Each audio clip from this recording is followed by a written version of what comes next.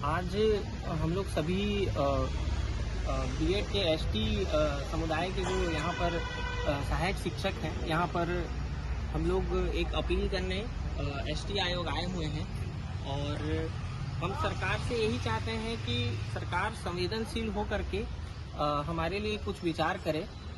Supreme court का फैसला जो आया है उसको मानते हुए सरकार हमारे जो डीएड के भाई हैं उनके लिए भी कुछ व्यवस्था कर दे और हमारी नौकरी हमको हमारे जगह से ना निकाला जाए, क्योंकि सरकार आज ऐसी स्थिति है कि कई जगह देखा जाता है कि हमारे छत्तीसगढ़ जो है काफी नक्सल प्रभावित है और उसमें कई नक्सली सरेंडर करके आते हैं। उनके लिए भी सरकार उनकी जीविका के लिए सोचती है और उनको किसी पद में, सरकार के किसी पद में उनको दे देती है, जिससे उनकी जीविका चलती रह करके उनको मुख्य धारा में लाने की कोशिश कर रही है। और आज हम यहाँ युवा जो हैं इतने परेशान हैं, हमारी नौकरी जाने के कगार पे है, तो हम यही चाहते हैं सरकार से कि हमारे जो सरकार के मुखिया हैं वो भी आदिवासी समुदाय से आते हैं और हम लोग लगभग 1400 प्लस एसटी समुदाय के लोग यहाँ पर अपना सेवा दे रहे हैं हम लोग पिछले 1.5 साल से। और हमारी अगर नौकरी चली जाएगी तो हमारे मान सम्मान जीविका का क्या होगा। तो मेरी हाथ जोड़ करके विनती है हमारे मुखिया जी से कि हमारे लिए कुछ सोचे और हमारी सेवा को सुरक्षित करे, बस हम यही चाहते हैं।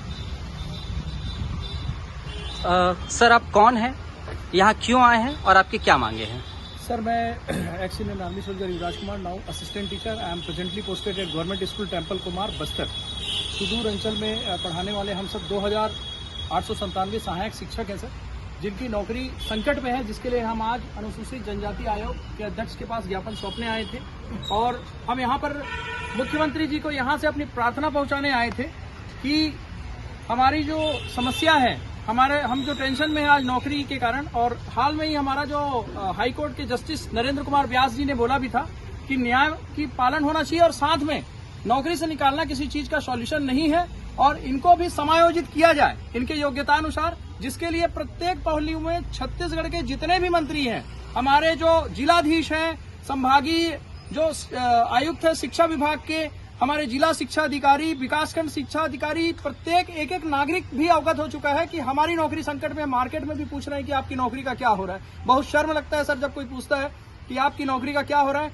हमें बताने में हम एक ही चीज कहते हैं कि हमारे मुखिया जो कि आदिवासी नेता है, मैं आदिवासी क्षेत्र से पढ़ा हूँ, बस्तर दंतेवाड़ा, उस समय बस्तर जिला हुआ करता था जब मैं पढ़ता था 99 में, तो अभी दंतेवाड़ा जिला से मैं वहां पर से पढ़ा लिखा हूं। उस समय हमारी भाषा में हमको पढ़ाने वाला कोई नहीं मिलता था, लेकिन आज हम उनकी भाषा में पढ़ा रहे हैं। आज ये पूरे शिक्षक जो 2897 शिक्षक है, सरगुजा का आदिवासी लैंग्वेज, बस्तर का आदिवासी लैंग्वेज में पढ़ा रहा है, चाहे वो गोड़ी हो, धुरवी हो, भतरी हो। और आज बच्चों को अगर हम हल्बी में भी बोलते हैं तो हमारे बच्चे अंग्रेजी में बोल पा रहे हैं। अगर मैं बच्चों को बोलूंगा कि मैं खेलूं आए तो बच्चे बोलेंगे आई प्ले। मैं बोलूंगा मैं लिखूं आए तो आई राइट। मैं बोलूंगा मैं ना लिखे तो बोलेगा आई डोंट राइट। क्या मैं लिखूं आए तो बोलेगा कि डू आई राइट। क्या मैं ना लिखूं आए, डोंट आई राइट। तो आज इस प्रकार से हम बच्चों को बता रहे हैं और वो बच्चे भी सक्षम हो रहे हैं। आज किसी बच्चों को अगर पूछा जाता है तो एकदम से कॉन्फिडेंट हो रहे हैं, क्योंकि ये शिक्षक मेरिटोरियस है, हम निर्दोष है। पूरे हमारे जो भाई बहन है वो, हम लोग राजपत्र को देखकर आए हैं सर, जो कि संवैधानिक अनुच्छेद में एक राजपत्र की बहुत बड़ी वैल्यू होती है, जिसमें लिखा हुआ है BEd, DEd and DElEd is eligible for becoming a teacher in primary. ये सोच के हम आए थे और आज ये सारे लोग गुहार लगाने आए हैं, क्योंकि छत्तीसगढ़ के शिक्षा मंत्री ही मुख्यमंत्री हैं और आदिवासी नेता हैं, और ये जितने हमारे आदिवासी भाई बहन हैं सब इसीलिए आए हैं कि हमारी नौकरी। और सर आपको पता होना चाहिए कि नौकरी नहीं रहने के कारण आज नक्सलवाद सबसे बड़ी समस्या छत्तीसगढ़ की बन गई है। अगर आज कितने हमारे जितने साथी हैं बोलते हैं कि क्या करें, पहले जैसी स्थिति हो जाएगी। मैं ज्यादा कुछ बोलना नहीं चाहता, दिमागी संतुलन बिल्कुल हमारा नहीं है सर। अब हम जगह जगह नहीं खड़े हो सकते। मैं मुख्यमंत्री जी से गुहार लगाना चाहता हूं, किसी प्रकार से ऐसा रास्ता फिर से ना अपनाना पड़े लोगों को। क्या करे, पापी पेट का सवाल है, आजीविका के लिए इंसान कुछ भी करता है, इसीलिए हमारे लिए व्यवस्था बनाई जाए। धन्यवाद।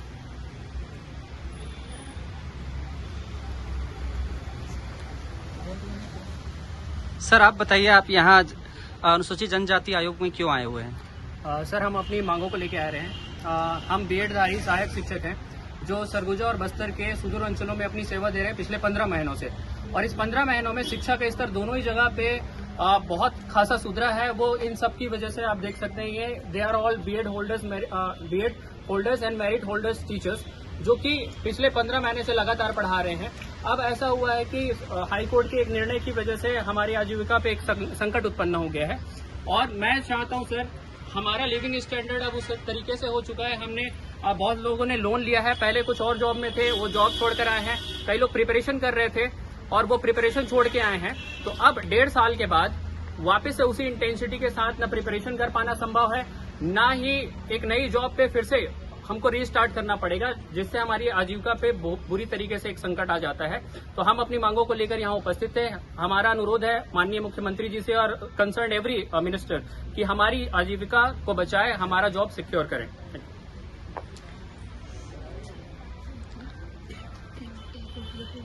जी, हम लोग आज रायपुर अनुसूचित जनजाति आयोग आए हैं। हम लोग पूर्व में शिक्षक भर्ती 2023 में पास आउट हुए हैं सहायक शिक्षक के पोस्ट पे। न्यायालय में जो प्रक्रिया जारी था वो तो आ ही गया है, लेकिन न्यायालय का जो प्रक्रिया है, जो आर्डर है, वो हमारे अगेंस्ट में है। हम लोग का जो भविष्य है न्यायालय के अधीन नहीं है। अभी वर्तमान में हमारे लिए जो भी है विधायिका है, न्यायालय के पक्ष हमारे लिए जो पक्ष है वो नहीं है।